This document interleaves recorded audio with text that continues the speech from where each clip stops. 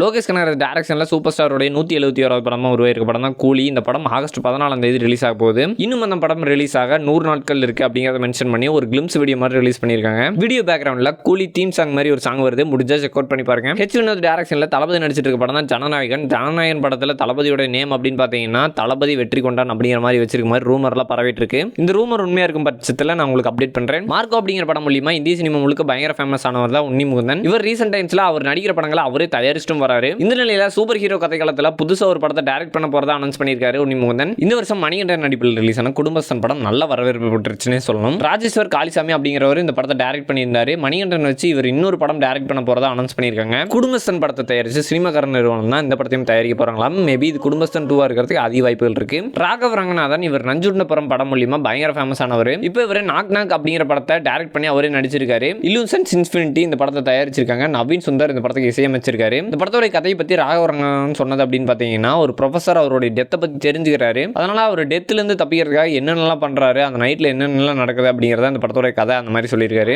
Rap பாடல்களும் பாடி பயங்கர famous ஆனவர் தான் வாசிகன். இவர் இலங்கையை சேர்ந்தவர். இப்போ இவர் மைனர் அப்படிங்கிற படம் மூலியமா தமிழ்ல ஹீரோவா இன்ட்ரோடியூஸ் ஆக போறாரு. ஜனனி ஐயர் அப்படிங்கிறவங்க ஹீரோயினா நடிக்கிறாங்க. ஸ்கூல் டைம்ல பிரிஞ்சு போன லவ் தேடி போற பையனுக்கு தன்னுடைய லவ் திரும்ப கிடைச்சதா இல்லையா அப்படிங்கறத இந்த படத்தோட கதையா அமைஞ்சிருக்கு. இந்த படத்தோட ப்ரீ ப்ரொடக்ஷன் ஒர்க் எல்லாம் நடந்துட்டு இருக்கு. அந்த படத்தோட ஷூட்டிங் அப்படின்னு பார்த்தீங்கன்னா சென்னை மற்றும் பாண்டிச்சேரியில ஷூட் பண்ண பிளான் பண்ணிட்டு இருக்காங்களாம்.